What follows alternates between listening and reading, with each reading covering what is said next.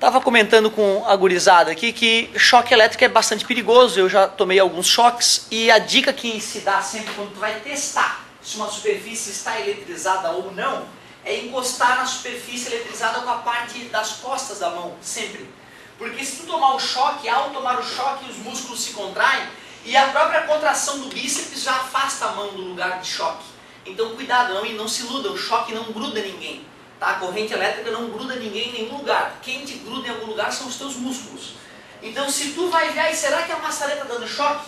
Aí sim, tomasse choque, né? Os músculos vão todos se contrair e tu vai ficar preso aqui, cara. O braço vai ficar tudo contraído e vai ficar te contraindo todo até que alguém venha te tirar dali. Certo? Então esse que é o perigo. A pessoa fica grudada porque ela não sabe como pegar no objeto para testar, né? Para ver se ele está ou não eletrizado. E ao ver alguém grudado, né, tomando um choque, nunca tente tirar a pessoa. Sempre procure o quadro de luz e desligue o quadro de luz.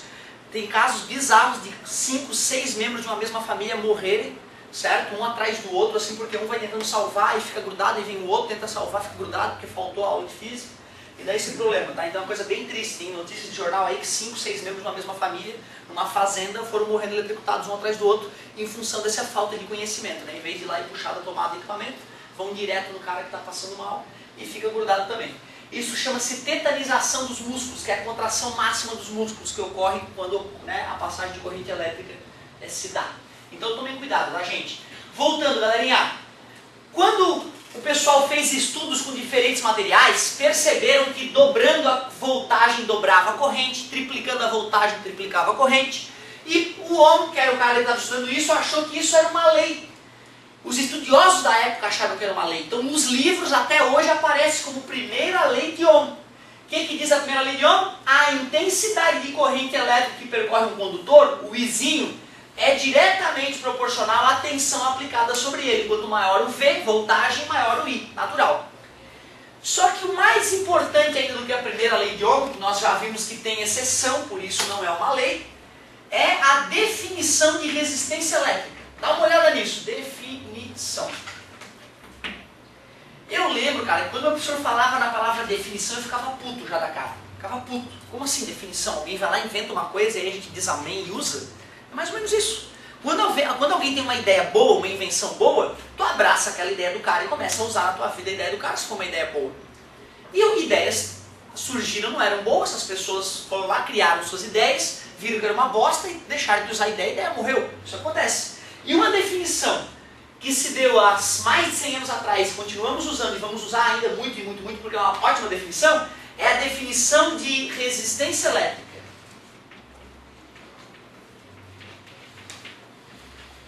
Resistência elétrica. Talvez essa seja a definição mais usada de toda a eletroddinâmica. Até o final do ano nós vamos usá-la. E olha só o que é resistência elétrica. Adivinha a letrinha? R. A definição é para tudo, na verdade, né? Definição de quê? Resistência elétrica. Então é R. A resistência elétrica, galera, nada mais é que tu pegar a voltagem que atuou no material e dividir pela corrente elétrica, pela intensidade de corrente elétrica que o percorreu.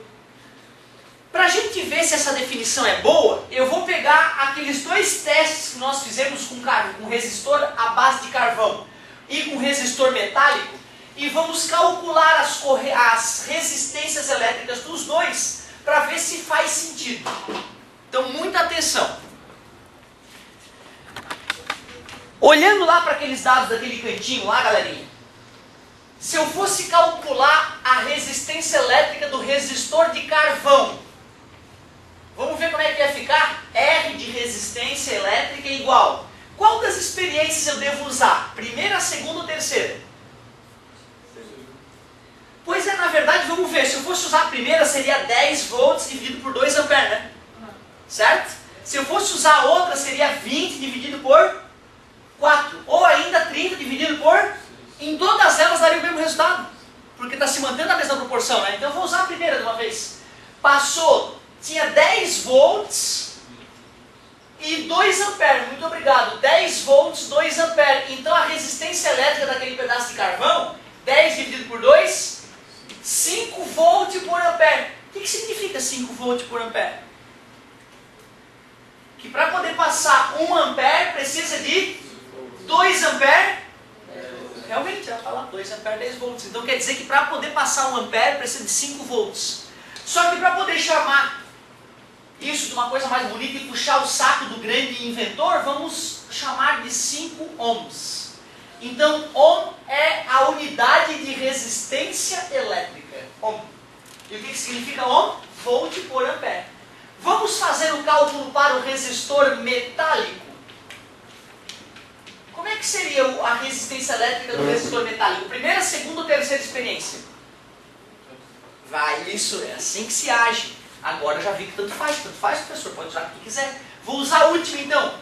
30 volts dividido por quantos ampere? 15 ampere. Isso vai dar 2 ohms. É a letra grega ômega, tá? Se você fazer bem bonitinho, ó, o ômega bem bonito ali. Depois ele vai ficar horrível, tá? Nunca mais vou fazer um ômega assim, depois ele vai virar isso aqui, tá? Mas o ômega é isso aí.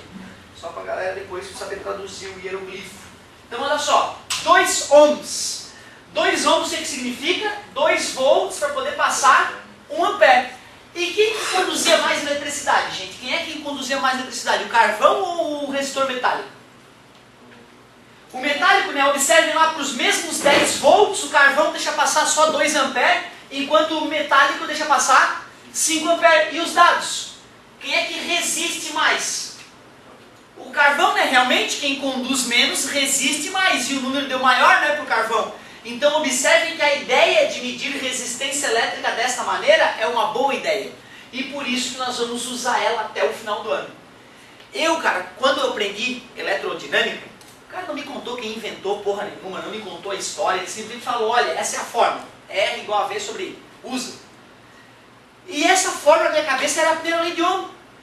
Como o cara não explicou o que era a primeira lei de Ohm, o que não era, o que era a definição, o que não era, na minha cabeça isso aqui é a primeira lei de Ohm, pô. A primeira lei de Ohm está aqui. Ele saiu usando ela achando que era a primeira lei de Ohm. Cuidado, gente. Isto aqui é a definição de resistência elétrica. Vale mesmo para semicondutores. Vale sempre. Isso aqui vale sempre. A primeira lei de Ohm só diz que a voltagem e a corrente elétrica são diretamente... É outra história, tá? Eu até poderia escrever a primeira lei de Ohm de uma maneira bem resumida, dizendo o seguinte, ó, primeira lei de Ohm, a resistência elétrica de um condutor é constante.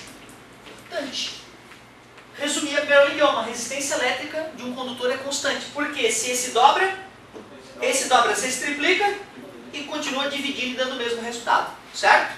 Bom, só tem um detalhe. Como depois descobriram que tinham materiais que não obedeciam à primeira lei de Ohm, para não ter que modificar o nome dela e não chamar mais de lei, eles só modificaram o enunciado. Fizeram assim, ó. Aliás, a intensidade de corrente elétrica que percorre um condutor ômico, adivinha o que é um condutor ômico? Que obedece à primeira lei de Ohm. Então pronto, a gente só precisou colocar uma palavrinha ali, ômico, para mostrar, ó gente, tem materiais que não são ômicos. Tem materiais que não obedecem à primeira lei de Ohm. Alguém sabe me dizer? Exemplo? Silício e gálio são os materiais usados para fazer chip de computador, os semicondutores, os responsáveis pela revolução que tem acontecido na ciência. Aliás, cara, o mundo vai se revolucionar nas próximas décadas de um jeito realmente que nós não temos como prever. Eu li uma reportagem na Veja, na última Veja, sobre os novos equipamentos de ressonância magnética e microscópios de alta resolução. Hoje nós estamos conseguindo medir da onde para onde ocorre o fluxo de informação dentro do cérebro. Que feixes neurônios se ligam a que feixes neurônio. Então hoje, e agora nos próximos 10 anos, nós vamos aprender a ler o que tem dentro do cérebro humano. Então o cara vai lá, vai pegar o equipamento, vai ler o teu cérebro, vai saber o que tu viveu ao longo da tua vida. E o pior, mais um pouco de tempo nós vamos saber fazer o cérebro assimilar aquilo que ele nunca viveu como se tivesse vivido. Matrix, fazer upload de informação. É isso que vai acontecer, cara. Essas novas, né? Por isso que eu digo que tem que ler Veja, cara. Senão... E qualquer outra revista. E cuidado, lê com sapiência, porque a Veja tem um lado político meio cabreiro em alguns aspectos, né? Mas assim, ou ler uma revista semanal, ou fazer um cadastro num site bom de notícia, que caia a notícia para ti, para tu ficar sabendo o que está acontecendo, porque isso vai te ajudar na tua redação de vestibular e tudo mais. Então, cara, com essas novas pesquisas que estão sendo feitas no cérebro, nós vamos aprender a ler o cérebro e aprender a gravar informação no cérebro. E isso também vai permitir que a gente conecte máquinas ao cérebro, né? Que é uma das coisas que, obviamente, vão nos deixar muito mais poderosos, né? Tu poder acessar um HD diretamente conectado no teu cérebro. E algo que, de repente, não parecia ficção científica e muito distante, né? Agora, com essa nova pesquisa que está sendo desenvolvida, ficou muito mais próximo do que nunca, né? Tu poder ler o cérebro, porque eles estão começando a descobrir como que o cérebro grava informação, como é que ele grava uma memória do passado, né? O que aconteceu com os teus neurônios para ele derreter aquela informação e tu vai ler e tu acessa aquilo que tu aprendeu, né? O próprio pensamento humano, a própria abstração humana, agora nós estamos conseguindo localizar em que parte do cérebro ela ocorre, de que maneira ela ocorre.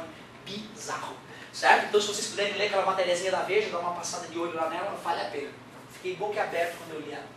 Galerinha, então olha só, voltando aqui à primeira lei de Ohm, só falamos rapidamente então sobre a primeira lei de Ohm, mostrando que se dobra a voltagem em um condutor, a intensidade de corrente elétrica também dobra, certo? Ou seja, voltagem e intensidade de corrente elétrica são grandezas diretamente.